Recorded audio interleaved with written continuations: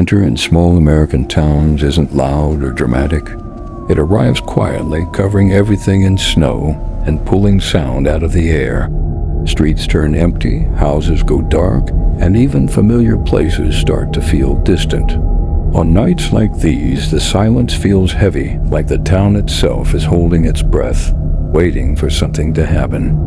I work part-time as a front desk clerk at a small ski lodge in a remote Colorado mountain town. The lodge isn't fancy, just a handful of rooms, a small lobby, and a rustic vibe the tourists love. January is normally our busiest month, but that year a storm hit harder than anyone expected. Roads were closed, flights canceled, and most locals were hunkered down. Around 10:30 p.m., 5 guests arrived. They looked calm, even cheerful, considering the blizzard raging outside. They checked in quietly, lugging small backpacks. I gave them the usual warnings about the storm. Roads will be impossible to navigate. Don't leave the lodge tonight. Stay inside. They nodded politely. One of them smiled and said, "We've handled worse. Don't worry." By 11 p.m., the wind outside sounded like it was tearing the lodge apart. Snow piled against the doors, so fast I could barely see the windows. I locked the main entrance and double-checked the cameras. Everything seemed normal. The guests were all in their rooms. I assumed they were asleep or reading quietly. Around midnight, the phone on the desk rang. The number was unlisted. I picked it up, heavy breathing. No words. I hung up immediately. My heart was pounding. Maybe someone was trapped in the storm outside, I told myself. At 2 a.m., I decided to do a routine check of the lodge. The storm was raging, but I had to make sure everyone was safe. I started with the second floor. Empty.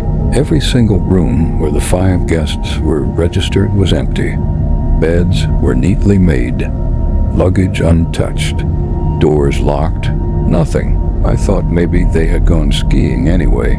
Crazy, but possible. Then I noticed something that made my stomach drop. Asterisk, asterisk, footprints in the snow tracked from the lobby into the basement door. I froze. The basement door is usually locked at night. I unlocked it slowly, grabbing a flashlight from under the desk. My hand was shaking. Every instinct screamed to leave, but I had to see. The basement was cold, darker than normal. The boiler hummed in the corner. Pipes rattled, but the room was empty. I took a step forward, and then I heard it. Asterisk, asterisk, a soft whisper, echoing along the concrete walls. Asterisk, asterisk. I froze. No one was there. The sound seemed to move, following me as I walked. The dripping water in the pipes, the furnace, my own breathing, it all mixed together. Then came asterisk, asterisk, footsteps, asterisk, asterisk, slow, deliberate, circling me.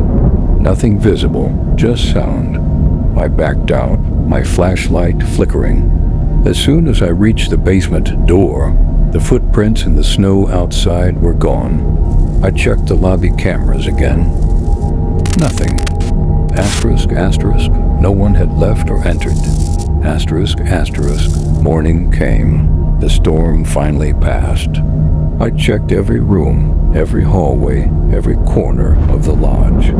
Asterisk, asterisk, the 5 guests had vanished.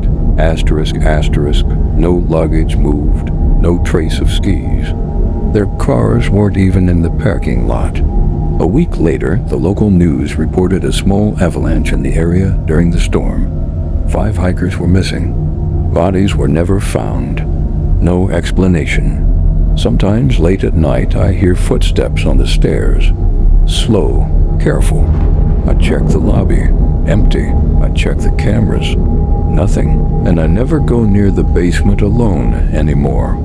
Because some nights the storm comes back not outside, but inside the lodge. And the guests never left.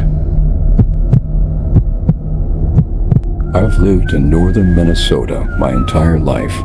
Winter has always been part of my routine, not something I feared. Snowstorms, black ice, whiteouts, those were just inconveniences you learned to deal with. But this winter felt different.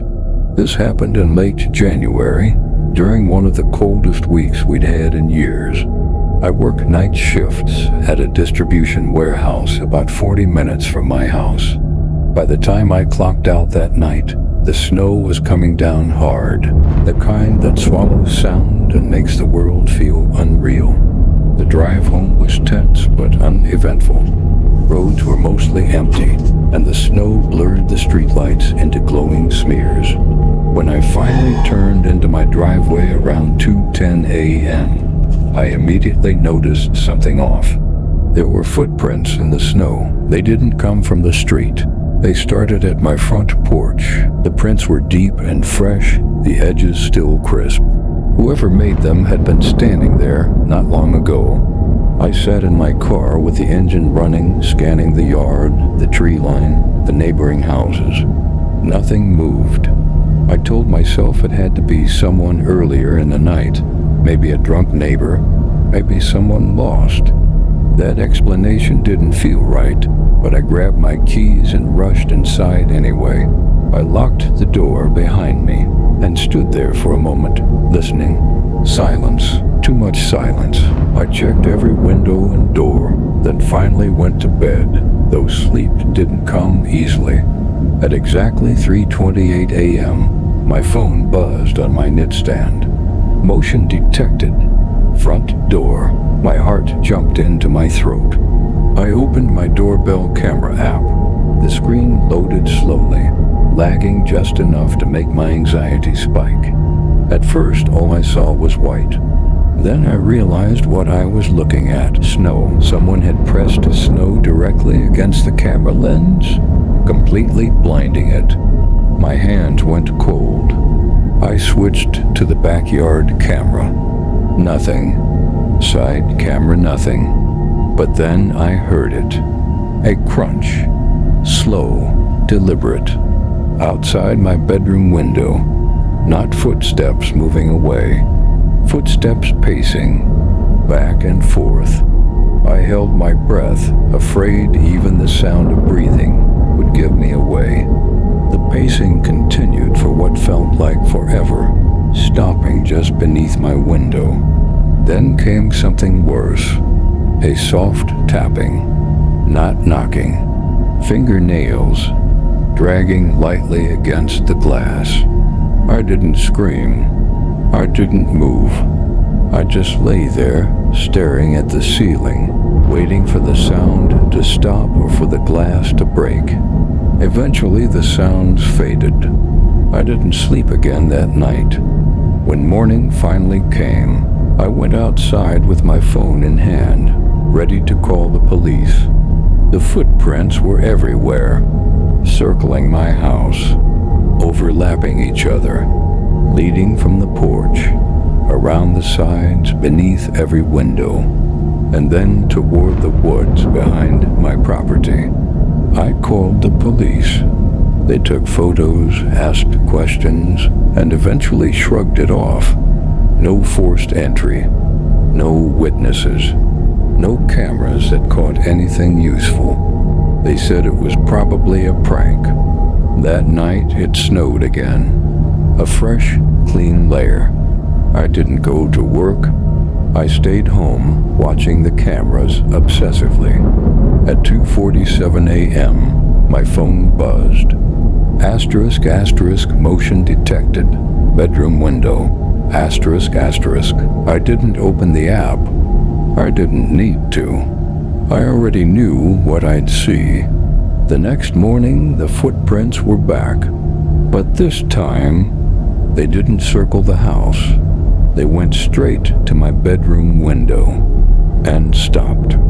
I moved out 2 weeks later. The new tenants called me last month. They wanted to know if I'd ever had problems with someone watching the house at night, because every winter they find footprints